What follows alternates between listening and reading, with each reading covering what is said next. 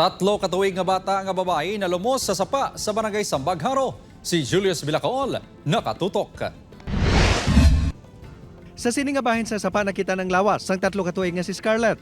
Pasado alas 6 kagabi matapos ginapatihan na lumos, mga alas 5 kahapon sang hapon. Nakita nilang bata nga sa net nagpugong dito sa kudal nga net. Giningagaw pa nga madala sa ospital ang bata, apang gindeklarar nga binawian sang kabuhi. Ang mga himata sini, wala gid sang ideya nga nakagawa ang bata, nakalakat sang halos 300 metros nga ang alagyan ang napalibutan sang matagas nga hilamon pagdangat sa pangpang.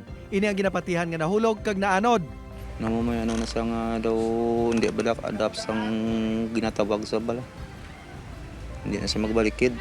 Rikta-rikta na kung hindi sa katuya, kinahanglan lagson magkikidakton.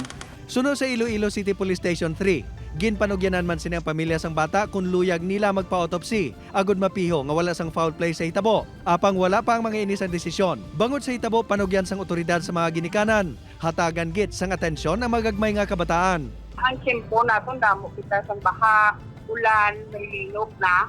So, dapat hindi kit madula sa panulok natin ng mga adult, ang aton ng mga minors nga kabataan para nga hindi magdulot ng isa ka trahedya. Upod kay Cirilo Rendoque, Julius Villacaol.